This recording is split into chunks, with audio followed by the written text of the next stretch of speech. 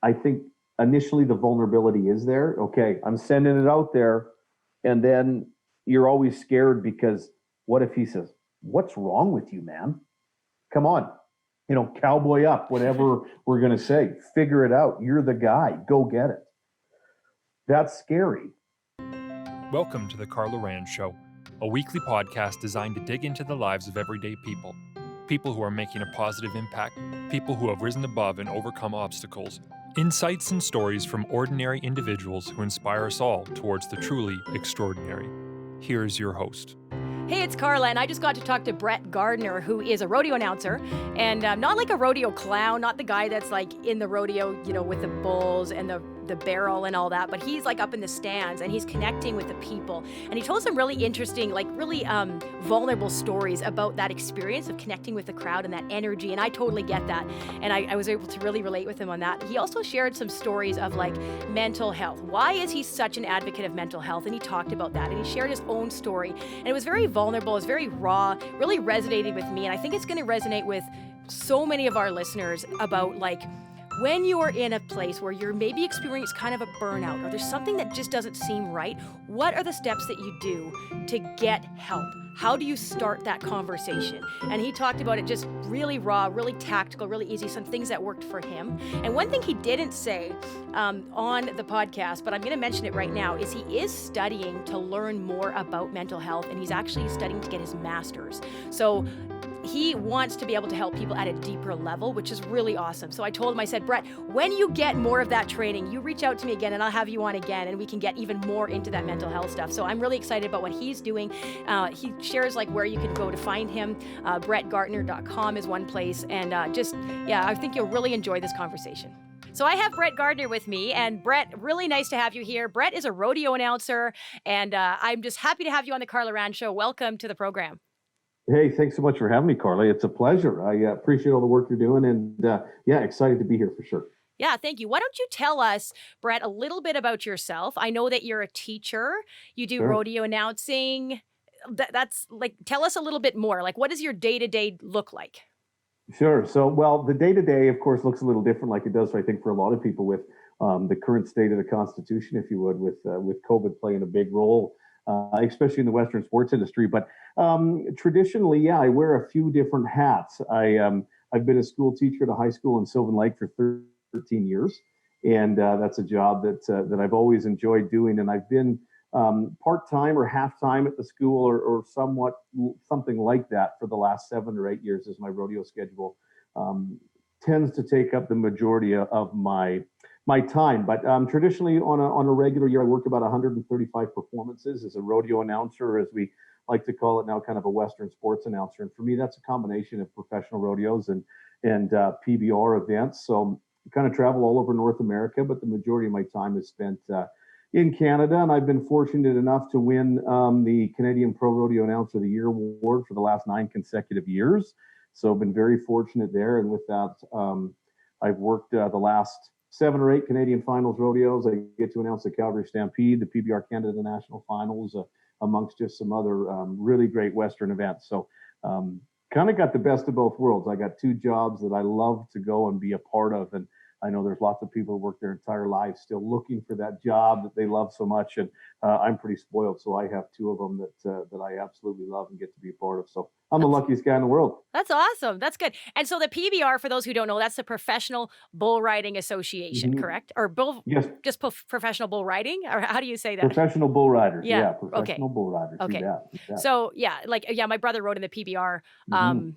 Yeah, it's a cool thing because it's like just bull riding, and a lot of Sure. people like to go to the rodeo, and what do they really want to see? They just want to see the bull riding. So they'll wait to the very end of the rodeo, especially Yeah. some of these like longer amateur rodeos. They wait and they want to see the bulls, and then they get the pump music and everybody's excited, Mhm. And Mhm. anyways, it was always annoying though because my brothers rode at the end, but you still had to often Mhm. be there at the beginning because you never knew how long the rodeo was. So it was like waiting around, eating concession, using like filthy outhouses. Like the amateur scene was not fun. Like anybody who does that, you guys are like heroes in a lot of ways, like going on the weekends and like staying at these hotels. And it's just, yeah, it's kind of a crazy life, but people love it. They absolutely love it. And so, Brett, what got you into the rodeo scene? Like, what was like, obviously you got in there somehow. Can you give us a little bit of a background of like how that happened for you? Yeah, my path to rodeo maybe wasn't as traditional as most. My path to announcing maybe was, but first to rodeo, we were really just rodeo fans. Both my parents grew up with an agricultural background and primarily farming, and were rodeo fans and competed on a limited basis. And my mom was involved more with the chuck wagons and the rodeo because of her father, my grandfather. But I grew up playing hockey. That was kind of my first passion. And I moved away. I was 15, 16, and moved away from home to play hockey, and had always been a rodeo fan, had always gone to the Canadian Finals rodeo, had loved every part of it. But hockey was where I spent the majority of my time. Uh, when my hockey career was over, I had a year, or my junior hockey career, my very short-lived junior hockey career with limited success. But when I returned home, my brother um, had started to rodeo, and he rodeoed for a few years. And I came back with a year of high school left. And at the time, one of the funnest things to do was go to the high school rodeos. I always say high school rodeo is wonderful. You get to meet some wonderful people, and many of those people, still lifelong friends.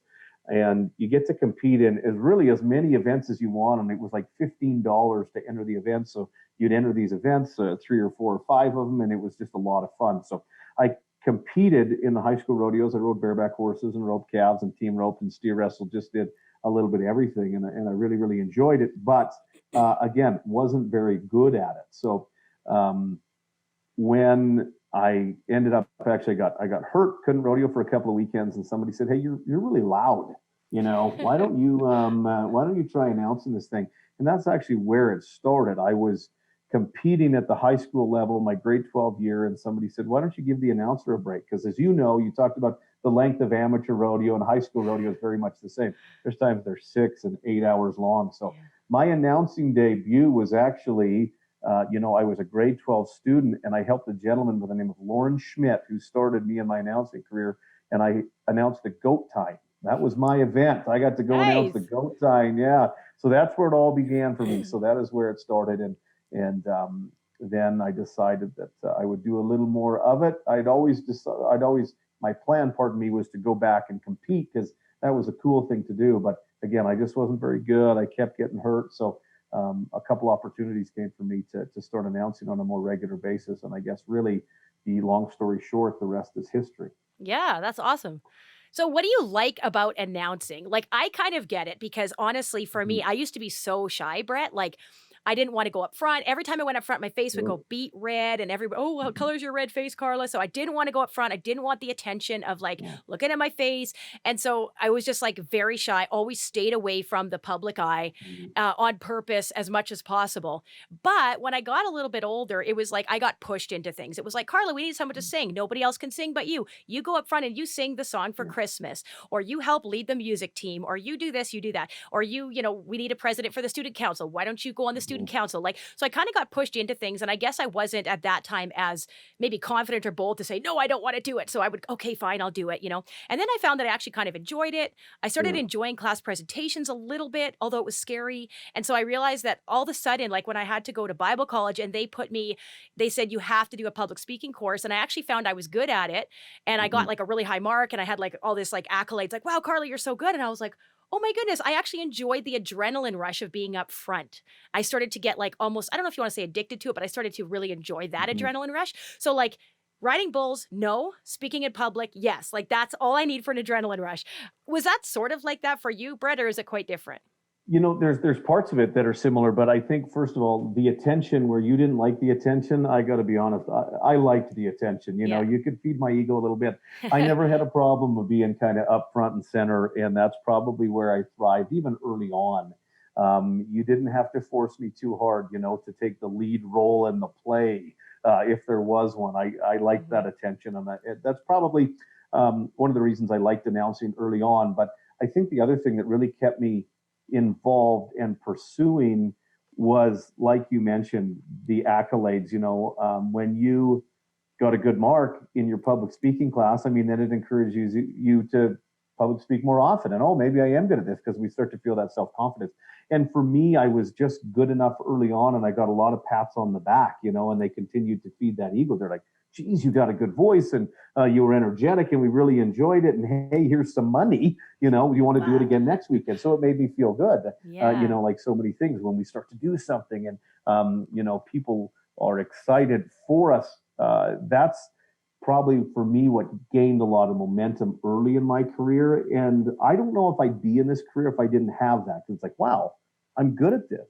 People want me to do this. They want to pay me to do this. I feel good. So right away, that's probably what encouraged me to stay with it and to work at getting better at it. Did you take some like schooling or education to do it, or were you just like a natural, Brett? Yeah, I never did. I get that question a lot, and we often get kind of lumped in with, oh, so you're an auctioneer, and that happens a lot too. Oh, you went to auctioneer school or vice versa, and that was never the case for me. I never went to an announcing school or anything like that. I just kind of jumped in, and somebody said, "Geez, like I mentioned, yeah, you're okay at this. You're going to be okay." But with that, I also was fortunate enough in the industry to have a lot of great mentors along the way, and at every level. Right from day one, there was, this brotherhood of announcers, and there was a lot of gentlemen that were really instrumental in helping shape and guide my career still to this day. So, not necessarily, was their announcer or auctioneer college or anything like that I went to, but there were certainly people that were instrumental in the education of the industry for me. Cool. Yes, a lot of people told me, "Carla, you should be an auctioneer because you talk so fast," and I'm like, "Ah, ha, ha," like laugh it up. I don't know that I want to do that, but it would be kind of fun. I do like the energy of a crowd. Like I Sure. get, Yeah. you probably totally get that. Like when the crowd Mhm. is, it's like you're interacting and you feed Sure. off of that, don't you? Yeah, that was actually basically the motivation for that little show that I started on going live on Instagram, because I remember, and for me, just to give you some background on the middle of March for us, we were headed to Regina, Saskatchewan for the second event on the PBR Canada Monster Energy Tour this year, and I was headed to the airport and got a phone call, and they said, "Hey, don't get on the plane. We got to see if it's actually going to be a go." So I said, "Okay." So I get to the Calgary airport, waiting around, and then we got the call. They said, "No, Regina's canceled. We're not going tomorrow." So as I'm driving back home, I was thinking, and in my career over the past 15 years, that's the first time, that I'd ever been 24 hours away from one and it gets canceled. And I'm like, geez, I've never not gone. I've never not been so I started to just kind of reflect, I guess, immediately on some of those moments and things like that. And I said, what do I miss the most? What am I missing here? And it's the live audience. It's that interaction. And I know that, well, of course it is, but sometimes we take that for granted. And I said, hey, what am I missing? And it is really that interaction. When you look across and you see somebody in the grandstand, maybe it be an 8 or a 9-year-old kid, and you have got, the opportunity to make it the greatest, the most fun, the most entertaining, maybe 2 hours for that kid. Maybe it's the first time he's ever been to a rodeo or to a Western sports event, and you can take him down that journey. You can build that relationship. And I mean, you could maybe turn him into a rodeo fan for the rest of his life if you do it right. In my world, I think that's an incredible power, but that's just what feeds my fire. I've got this opportunity, and here's this crowd. Maybe there's 500, maybe there's 5,000, maybe there's 25,000. I Yeah. mean, it's like a drug for me, for lack of a better expression. I mean, there's no greater feeling in the world when you know that, Sunday afternoon at the Calgary Stampede, you walk off that stage and there's 25,000 people that you had them crying, you had them laughing, you had them scream to the top of your lungs. Yeah. That's pretty cool. And it's just, there's nothing that fills you up more than that. So, at least for me anyway. Well, I could see that your energy kind of shifted when you were talking about it. I could tell you were pretty excited. And as you were describing it, I was excited too, because I get that. I'm Sure. just like, oh, Sure. that like Yeah. impact that you can have with people. And I absolutely Mhm. love doing podcasts. I absolutely love it. Yeah. But I also love going live, like on Yeah. Facebook is usually what I do. Sure. Instagram sometimes, but I have issues with my iPad. Anyways, that's another story. So, anyways, I love going live. And then like they give you feedback. And so you say, hey, they're there. But like even more would be like a live crowd. Like I love that. I started doing that when I was singing. I would sing like classical music. So I would have to stand at the piano and like try to like my instructor taught me, like, you have to look at each person and connect with each person in the song, and, like, so I learned a lot of that, I think, early on, just, like, how to connect with people in music, and then to transfer that over into speaking, which is kind of a challenge. Like, it's a little bit different, but is super fun. I love the challenge of that. So, like, I totally get what you're saying. But Brett, I'm sounding a little bit like, okay, like, everything's going so well for you, Brett, like, everything's so perfect. Can you, like, Mhm. make us realize that you're a little bit human and just tell us some obstacles maybe that you've gone through in your life that have kind of, maybe messed you up a little bit, or just Sure. like, because I know, Brett, that you're also an advocate for mental health. So I want to get into that a little bit. But let's just talk about your story first, maybe some obstacles that you've had to overcome in your life. Yeah, I think there's definitely some of those, and I think some of the obstacles more recently, within the last few years, I really related to just the idea of being busy. And lots of people, I think, face this idea of professional burnout. And we only, as humans, I mean, we only have so much to give. And sometimes when we give and we give and we give, we can find ourselves in kind of states, we kind of get lonely and sad. And that was really probably the biggest part of my story. And what it is, you mentioned I was a teacher. So I still teach school on quite a regular basis. I would teach the mornings, and then I was gone between 40 and 45 weekends of the year. I'm married. I have 3 kids. I try and coach hockey. And I was just, I get wearing thin. Um, and then in our world, and like you're doing now, and like I'm doing now, we put ourselves out there. And I would love to say that every time we put ourselves out there, there's nothing but pats on the back and there's nothing but positivity. That's just not the world. And when we put ourselves out there, and especially as an announcer, um, we go out there and we hope we put our best foot forward, but everybody's got an opinion, and it's not always, things we're doing that's not always received in the greatest manner, or people aren't always kind. And there's times that will wear on people, and there's times that it would wear on me. So that was part of the game for me. But I think the biggest thing was just the wear and tear. I was at a point in my life where I was giving everything I had to everybody, and there was some pressure to deliver every time. Now, don't get me wrong, I've always viewed pressure as a privilege. And that was one of the things that got me through for a lot of years, because I said, I'm where everybody wants to be. I'm so fortunate to be a part of the Canadian Finals Rodeo and the Calgary Stampede, and be on the TSN broadcast for the PBR Canada Monster Energy Tour, like we talked about, all these wonderful rodeos. Um, but you no longer could take a day off. It wasn't a backwoods family picnic anymore, 10 miles from Edson, Alberta. It was the real deal. And regardless what was going on in my life, there was an expectation for me to stand up and deliver. They're paying me a lot of money to go with a microphone in my hand, and for the next 2.5 hours, you better be the very best version of Brett Gardiner. So I just got in this routine where it was, man, I just had to go and deliver regardless. I started to kind of feel a little bit of that pressure. I was giving everything I had. I was giving everything I had, every performance, trying to live up to those expectations. But for me, then my home life struggled. Then my other work life struggled. And what I mean by that is, I get home and I had nothing left to give. And I think I gave people I don't even know the very best of me. But then when I was coming home, I had nothing left to give to my wife and to my kids, and I just wasn't feeling happy. And why am I so lonely? And there was a few of those experiences along the way a couple of years ago that started to change my perspective and my outlook. And for those were just kind of moments. There was times, I remember driving home from Calgary one time, and I mean, if you rodeo for a living, you can drive. That's part of the game. Maybe but driving home from Calgary, and I get to Olds. I'm like 30 minutes from Calgary. I'm 45 minutes from my house. I couldn't drive anymore. I pull over to the side of the road, and I'm like, what is wrong with me? Like, my body just shut down. Like, and I'm like, what, I should have known. Okay, that's a sign something's going on here. A couple weeks later, I kind of booked a silly run. I was in at a rodeo on a Thursday, Friday, just kind of Pincher Creek area, a little town called Coleman, which is one of my favorite rodeos. But I still had to be I had to fulfill my obligations for the PBR Canada contract on the TSN show. So I left there Friday night, got on an airplane. I flew to London, Ontario, and worked the event Saturday night in London, and then had to fly back first thing Sunday morning to finish the rodeo Sunday back in Coleman. And it was just silly. But I was driving home, or sorry, pardon me, flying home, and it's like a 5-hour flight from London, Ontario. And I remember sitting there, here I am, this big dude, the announcer of the year. And it's like all I could do to not just cry the whole way. I'm like, oh my God, why do I want to just cry for 5 hours? What is wrong with me? And that's when I started to realize, okay, something's missing here. Something's missing here, because in the back of my head, I'm like, I've got everything in the world. I'm in such a good spot. I'm where everybody wants to be. I've got a wife that is 100% my best friend. And I mean, for 20 years, she has been the rock to this family. And without her, it wouldn't work. I've got 3 kids that I just adore. They're all healthy, man. Everything's great.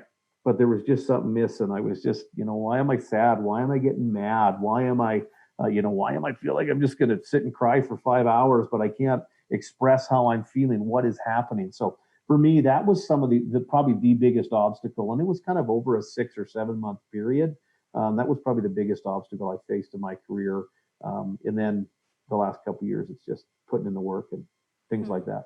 Well, thank you for sharing that so much, Brett, because like I think um it's hard to explain it to somebody if they don't get it. But as you were Sure. talking, I was like, I wanted to put my hand up and be like, that's Yeah. me, Brett. That's me. Yeah. Like Yeah. I've been there. And Sure. where I just feel like I don't even know what to do. Like it's like you sort of you shut down. I think it's like your Mm-hmm. body can only handle so much. So like, can you tell us a little bit about what has helped you to get out of that? Because clearly there was something that wasn't right. You needed to kind of maybe look at some Mm-hmm. things, maybe fix some things, or start digging into what that was. Have you figured it out yet? Or are you still kind of figuring it out, Brett? Well, I think what I've learned over the last year or two that I've done the work, I mean, I don't think you ever figured out. I think it's a continuous journey. Mm-hmm. But right now, I'm willing to embark on that journey, and I continue on it every day. But for me, there was kind of my rock bottom was, late June, early July. And for me, the first step was I just reached out to a friend of mine. And there was one day that I said, hey, man, I have no idea what's going on, but I feel like there's this 10,000-pound weight on my chest and I can't catch my breath. I don't know what's happening. And I mean, those were nearly the exact words. And he said to me, he's like, hey, man, I'm sorry you feel like that. Is there anything I can do to help? And I'm like, I don't know. And I walked away. Um, 20 so that was the first time I'd said that, because you have to remember, I mean, in my job, whether it's true or not, I always viewed it in my head as like, okay, you got to go hit a grand slam. You're the guy. You've got to deliver. Your job, you're in front of everybody, you're the guy. So I could never say how I felt. No, no, no. I mean, I couldn't show anybody I had there was a weakness or a chink in my armor. But for me, when I said that, oh, okay, so it's like a few pounds came off my chest. And like 10 minutes later, I said to another friend of mine, because we were in a group, and I kind of said the same thing. I said, geez, man, I'm just feeling like I'm beat up and I'm burnt out. And he said, you know what, man, I feel the exact same way. And then we just kind of started having this conversation. And he said the same thing as another friend of mine. He's like, well, how can I help you? I'm like, I don't know. I don't know. Because I'm embarrassed and I'm worried if I said too much, But then the next day, that same friend sent me a text. He's like, hey, man, just checking in on you. And then he sent me a little picture, and it was about, something to do with our dark days. And so, that kind of helped me through. And then the third day, he did the same thing, man. How you doing? You doing okay today? And it was just that simple check-in. And then I continued to talk about it. I talked to another person. So there was basically 3 people I had talked to in 3 days, same type of conversation. And that was just enough for me to then look in the mirror. And I literally had a conversation in a hotel room with myself in Calgary, looking in the mirror saying, dude, I don't know what you got to do, but this isn't the way you want it to be. You're not happy. You think you've got everything. Something's wrong. You need to do something. And for me, it was just that moment that I just accepted it.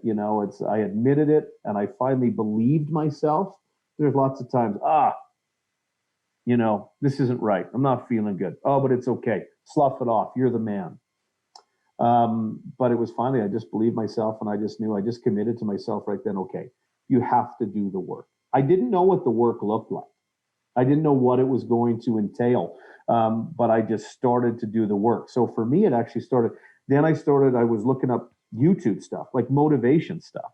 So I'd watch some motivation stuff, and then I stumbled upon Tom Bilyeu and the impact theory, and I started to watch that. Then I started to listen to more podcasts, and I started to listen to people that I found interesting and that it kind of had the similar story to me. And the more that I dug, the more that I came to realize, I wasn't alone in this. Now people say, you're not alone out there. Well, you're not. Like you said, you right away, you're like, hey, I want to put my hand up. I feel that way. Mm-hmm. There's so many of us in this huge boat together, but Mm-hmm. we're still, whether it be stigma, whether it be whatever it is. Now, I firmly believe that is changing.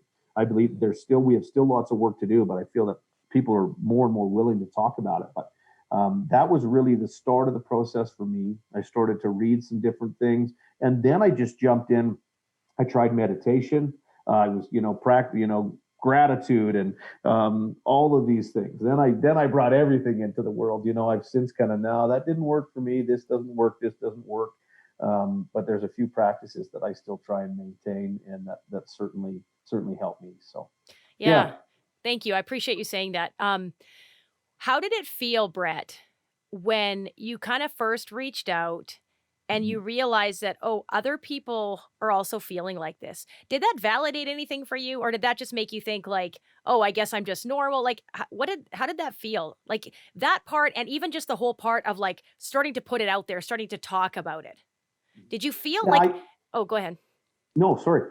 I was just going to say, did you feel kind of like extremely vulnerable in that? Did you feel like, oh my goodness, Brett Gardiner is like not just human, but he might be a little messed up? Like, Yeah, right. Yeah, I think there was, I think to the first point, I think there was validation in it because the people that I talked to were quick to say, man, I've been there, mm, you know?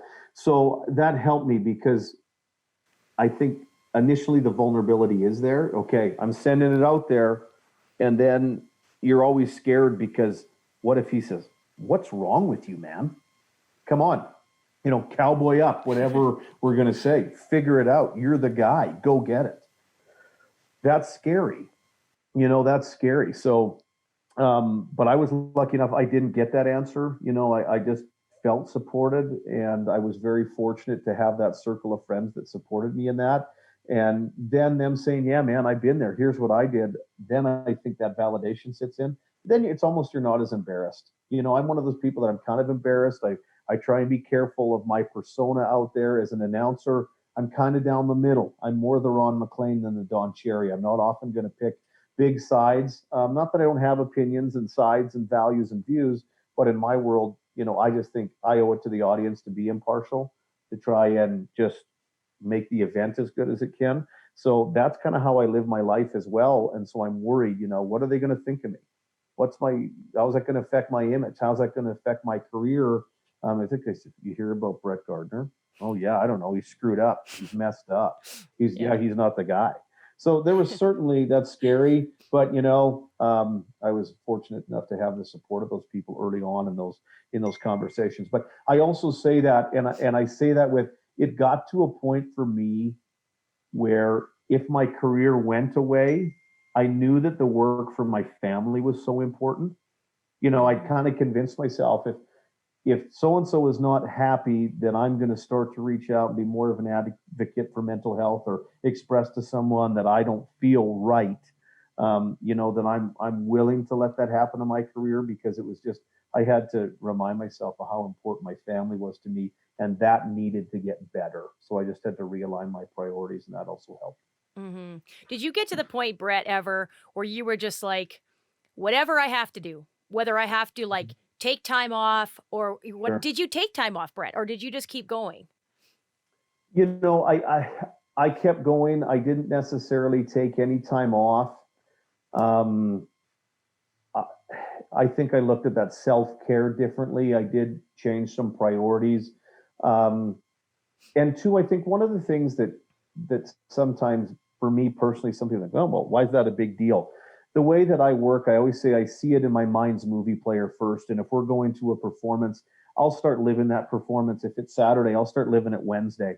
And I'll start thinking about those big magical moments that I want to make really, really special. So I internalize a lot of that. And with that, I think one of the reasons I'm effective is because I often try and bring that emotion into it. But sometimes that opens me up inside. I get a little raw, so that other stuff hits me harder too. I think it comes with being empathetic. And I think, okay, so if I have this, if it's a 5-minute tribute, and we're going to, you know, remember someone we lost or pay tribute to. I mean, I want to be in that. I want to live that. It's kind of like that idea of method acting. I don't want to fake it. I want to be in the moment, and I want to make it as special and so important for all of those people that are in the grandstand. But I know that I've come to learn that comes at a cost, because I can't always get out of that character. So sometimes when I'm just feeling that emotion, and I'm, and that's sometimes weighed on me. So I just was more aware of that and was trying to kind of check out of that a little. Okay, job's done. You put in the work. Let's kind of close that chapter, take a breath, move on. So that was probably kind of the self-care, if the break in the action, that kind of would have been it. Mm-hmm. Mm-hmm. Yeah. Well, I'm glad that you were able to find some things, Brett, that like that kind of idea of self-care, like what does that even Sure. look like? Because years ago, nobody talked about self-care. Like you just suck it Yeah. up and do your thing. Like what's Yeah. the self-care about it? Self-care means you're selfish, doesn't it? And it's like actually no, like you will have more to give if you're making sure you look after, because you'll burn out. Like a job like you with all of that pressure, Brett, you're absolutely going to burn out if you don't Mm-hmm. have some pretty rigid, I guess, boundaries and like Mm-hmm. some pretty important self-care things that you have to kind of figure out. And so it sounds like you're doing that, which is great. So yeah, so thank you for sharing that. I appreciate that. What do you think, like, if you're talking, like, I know that you have a special place kind of in your heart for guys specifically with their Sure. mental health. What is different about men versus like women or kids or whatever? Like, what is it about men that that maybe that kind of passion to help them specifically with their mental health? Mm-hmm. Is it just because you're around guys a lot, or is there something else going on there? Yeah, I think that would be a part of it. And I think that I like to think of the idea of like the wounded healer, as a middle-aged male, feeling a lot of these things. And then when I started to do my work, it was amazing how many people had a similar story. Often, a different stimulus that found us in that position or led us to that emotion. Maybe it's because you're busy and you're announcing rodeos. Maybe it's because you're a first responder, or you're a firefighter, and there's all this trauma and all this stress. So you're feeling like me. I mean, there's no happiness. You're struggling at home. You find yourself angry. So there's only so many emotions we can feel, and trauma really is trauma, depending on where it comes from. But trauma often affects us the same way. So when I started to look and do the work for me, I just found out, hey, there's lots of guys out there like me that are struggling with the same thing, and they seem to be the hardest to reach. When we look at our rates of suicide, I mean, the highest rates of suicide are middle-aged men. When we look at those statistics, and I was just at the point where I'm like, this doesn't work for me anymore. So how can I use my story to help that group of people? And I think this is said with all due respect. I think is somebody that's a bigger fellow that likes to get in the gym and lift heavy things and do this stuff. Maybe there's a group of people that I can relate to, or they're going to relate to me, and maybe my story will resonate with them. And really, my story and how I tell it in my speaking engagements, when we talk about mental health and mental fitness, I just really want to try and encourage them to take that first step, because for me, it changed my world. It made me a better father, made me a better husband. It made me a better teacher. It made me a better friend. There was so many positives that came out of my life when I said this one simple sentence to a friend that started the ball rolling for me. Um, and I just want to share that story, and I want to encourage other people to do the same thing, because I had this really good life and everything was great, or at least I thought it was, but there were a few things missing. And then it finally got to a point, okay, too many things were missing. So it was time for me to make the changes, do the work. I went, did the work, and then I'm on the other side of the river, and I'm like, oh, it is so awesome over here. Mm-hmm. So now it's time to get those other people and bring them to this side of the river with me, because it's great. It's Yeah. really, really great. So, and I think there's a lot of people that were in my boat. I don't have a clinical diagnosis. I'm not clinically depressed. I don't suffer from bipolar disorder or anything like that. I just was burnt out. I was beat up. I wasn't as happy as I wanted to be. I wasn't living the life that I wanted to. So I made those changes. And now it's like, oh my goodness sakes, it's so good. My marriage is way better. My relationship with my kids is way better. Who doesn't want that? So Mm-hmm. how can I help encourage those people to get there? So That's kind of where we're at. Yeah. So what would you say to a guy who's watching this right now and he's Mhm. thinking or is listening to it and he's thinking, man, that sounds like me, Brett. Like maybe Yeah. not exactly, but I've got some similar things. I feel like maybe I'm kind of hitting burnout. What would you tell that guy who's listening right now? What would be maybe a couple of things that he could think about or maybe something he could do Mhm. or try? I always say, hey, you got to commit to the work. And I know that's such a broad statement, but I think different things work for different people. But I would love for people to say, okay, I'm going to commit the next 6 weeks or 6 months um, to figuring out what's going to help me. And maybe it's looking and reading a book, maybe it's watching a YouTube series, maybe it's going to therapy. Whatever that is, I just encourage them to do it. I just think it's just a constant pursuit of being better. And for everybody, that's a little different. One book that maybe resonates with me, maybe it's Atomic Habits by James Clear, and that changes my world. But that doesn't work for you. But I just think it's the pursuit of being better, and finding those things that work for you, and also having those conversations with the people that are closest to you. I think trying to be vulnerable, taking those baby steps. We find a lot of things. I think when people struggle in the world that I did too, it was affecting me. I don't want to say in my marriage, because we've had a very healthy marriage in its entirety, but I didn't communicate as well as I should have. And one of the hardest things I ever did is tell my wife that story, because she was about 6 weeks later in the process from when I first said to some friends of mine, because I was really scared. Because again, I got to provide and I can't show any weakness. I need to. I remember pacing upstairs in my house, and I'm thinking, I got to tell her. And it's like the middle of August, and I said, I come downstairs and I said, I got to tell you something. She says, okay. And I said the same thing. Oh, I got this 10,000-pound weight on my chest, and I don't know what to do, and I can't catch my breath. And she says, oh, I'm really sorry to hear that. How can I help you? And I remember being so mad. And I just went back upstairs. I couldn't communicate emotionally on that level. I didn't have it in my toolbox yet. So I'm like, ugh. And it was a couple weeks till I brought it up again. And then I finally said to her, I'm like, hey, okay, here's the deal. So I don't know what's going on, but I'm feeling really nervous right now. Like there's something going on in my stomach. Like I'm just nervous. I don't know what it is. And she's like, well, how can I help? I'm like, oh, I don't know. But then those conversations just got easier. I just finally forced myself to have them, and I got easier and easier and easier every time. I mean, my wife and I communicate on a level now that is just easy. For it's so much better. It's so much more effective. That idea of communication, we're so much more vulnerable in what we talk about. Just no judgment. It's awesome. And it's just getting to that point. So I just encourage everybody to do what it takes. And again, it's not going to happen overnight. For me, it was just, okay, so started here. And literally, it was weeks again before I talked to my wife about that thing. So, yeah. I love that. I love too, like just how you started that conversation. It's like you have to just tell somebody. So just pick Sure. somebody and Hmm. who knows how it's going to go, but just say Yeah. something. Just say, I'm Yeah. not feeling good. Start Yeah. there, Yeah. and just like Yeah. start getting it out because I didn't realize like, people say, oh, women are easier at like their emotions and whatever. Maybe that's true. I don't know. But that's something Hmm. that I just haven't been. Like, I haven't been really an Yeah. emotional type of person. And I remember Sure. even getting teased, like, Carla, you never cry at movies. And like, you never, like, Hmm. you're just not emotional. What's going on? Is there something wrong with you? I don't know. Yeah. But I just was like very stoic. And I felt like Sure.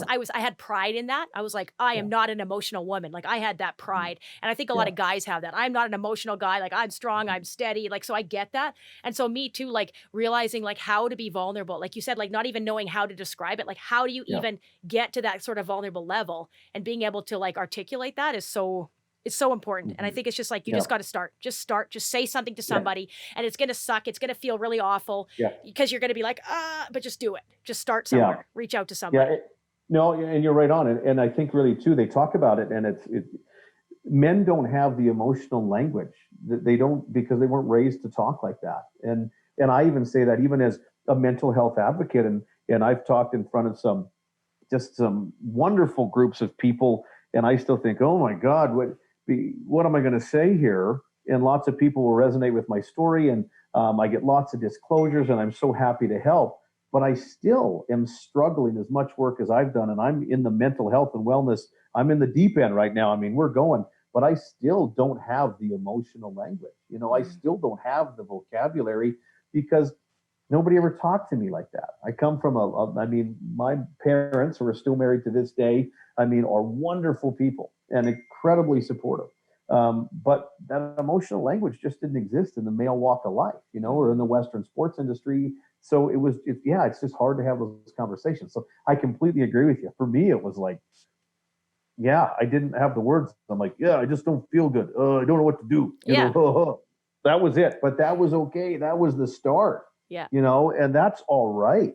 That's all right. And the other thing I think to encourage is sometimes people don't know how to respond. You ask for help, but the helper doesn't know what to do.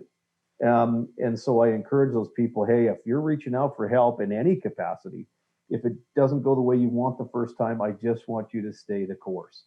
Maybe that second person, maybe it takes a third person, or maybe you take the leap and you go to therapy and you're like, that didn't work. You owe it to yourself. Try it again. Try somebody else. It's not always going to work the first time. You owe it to yourself, and you owe it to your loved ones, because they need you to be there for them too, right? And so I think sometimes this idea that, like, I'm going to be stoic, I'm going to be tough. You know what? The real tough person is going to look after, to take care of business, not just in their family, but in themselves, so that they have more to give.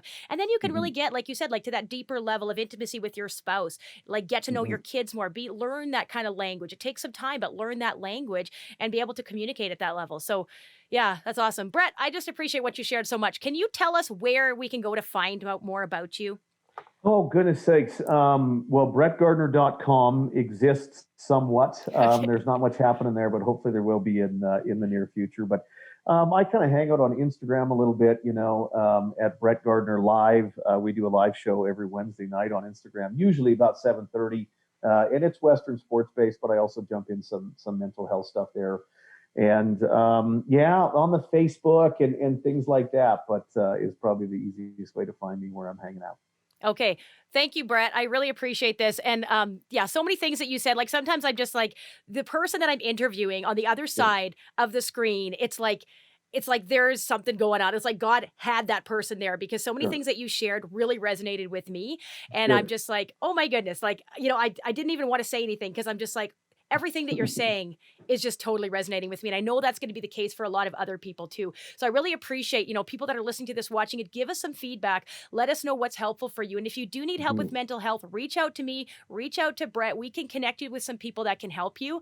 Or if nothing else, just give you a listening ear, because sometimes that's where it starts. Like, if you want to have someone that you can just at least start the conversation, I'm sure, Brett, you would be happy to do that. I would be happy to do that as well.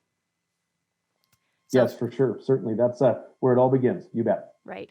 Okay. Thanks, Brett. Thanks so much. This episode is brought to you by my company, Power Fitness Online.